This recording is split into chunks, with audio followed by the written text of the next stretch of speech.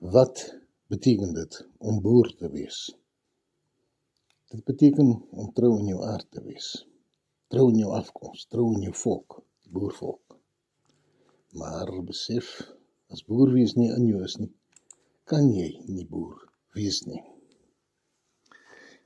Die afgelope paar maande al luister en sien en hoor en beleef ons hierdie belaglike Afrikaner-kaping van boererfenis. Paul Kruger se standbeeld word van 'n cheap fake glas afgietsel gemaak wat in oranje gaan breek. Nadat dit deur die land getrek is en tonne geld daarmee ingeoes is, raai maar net hierby. Die Voortrekker Monument, 'n Afrikaner tempel geskoei op 'n Egiptiese basis en vrymesselary, word getooi in die Edel-Transvaalse vierkleur, 'n skouspel, om die valse Afrikaner mendes te vereer, om boere-erfenis aan hulle beskikbaar te stel. Die slagvelde, die heildade, die gelofte, alles deur die boere gelewer, net soos die gelofte. Dit word gegryp en toegeëien en toegedis aan Afrikaners. 'n term wat eers in die 1880s begin gebruik word vir blankes in Suid-Afrika. Voor dit het dit in die oorlands Afrikaner Khoisan behoort. 'n uiters maklike manier om jou groepie sogenaamde Afrikaner genasie, om hulle bestaansreg en 'n eerbare geskiedenis aan te gryp. Maak nie saak hoe vals dit vertoon, of hoe onverdiend dit is nie. Alles terwille van die 2026 munisipale verkiesings in Suid-Afrika. En sommer in dieselfde tyd die boerstem ook in te win. En dan is jy die Britte in die ANC en die Basterpartye gedienstig. Terwyl jy eintlik maar net soos in 1881 en 1900 daarop uit is om die boer te vernietig, sy eiendom en erfreg in te palm, sy identiteit te steel. Alles in die naam van Afrikanerdom. 'n ou resep wat al talle male geslaag het, maar nou iets wat uitgebak is. Ekskuus. Sekere jong manne begin deesdae partypolitiek bedryf, in die naam van Afrikaner boer. Wat 'n misnomer, wat 'n misstigsting. As jy Afrikaner boer is, boer jy met beeste of skape, Afrikaner beeste of Afrikaner skape, nie met mense nie.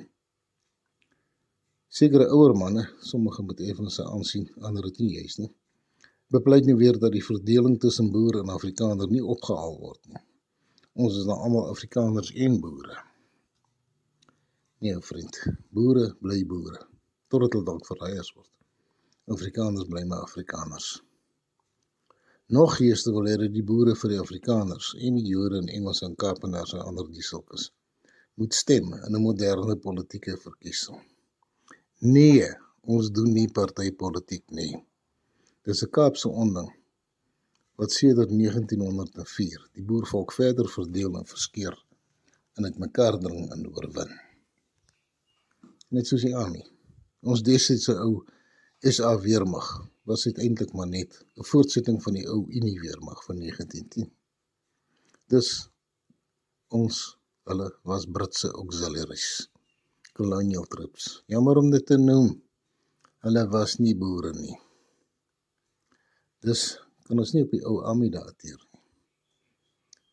Die army bestaan nie meer nie.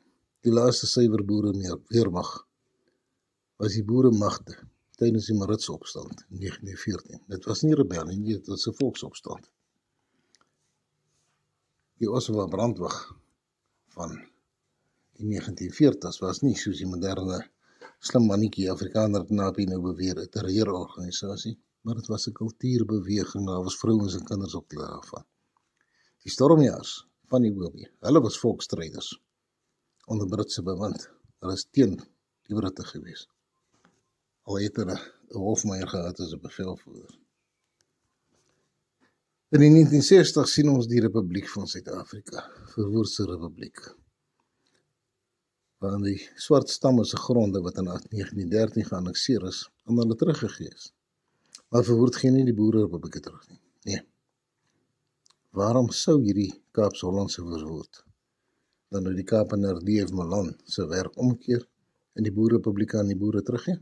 Die Kaap-Natal het 'n so wonderlike bestaan gevoer uit die vrug van die Vrystaat en Transvaal. En Natal was mos die laaste buitepos van die Britse Empire. Boer word wakker, skud af hierdie Afrikaner baadjie. Doen navorsing, bespeer jou eie geskiedenis, besef, daar was 23 plus boererepublieke, met 2, die Vrystaat en Transvaal, wat internasionaal erken is.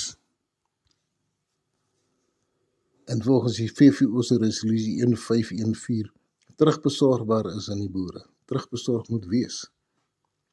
Dis oorstroom deur uitlanders en Afrikaners en Britte en swart stamme en ander, tesame met die moord op 42.000 of meer boervrou en kinders van 1900 tot 1902, waar die vrede van vereniging ook in 1902 bepaal dat die boererepublieke herstel moet word.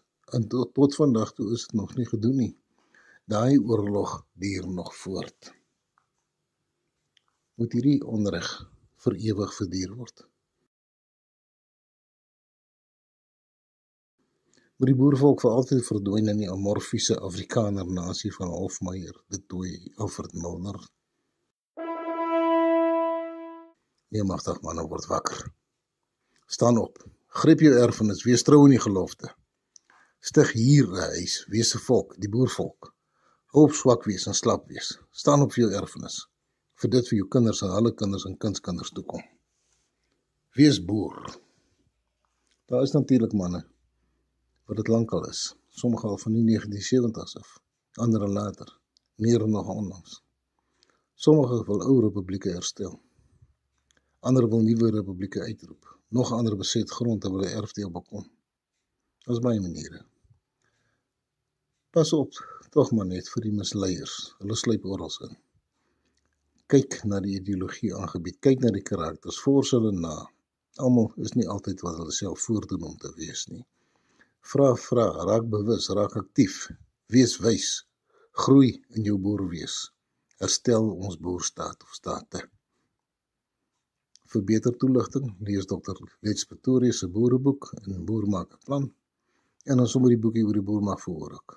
Dit is uitstekende werk, en ek word nie betaal om dit te sê nie. Wees boer.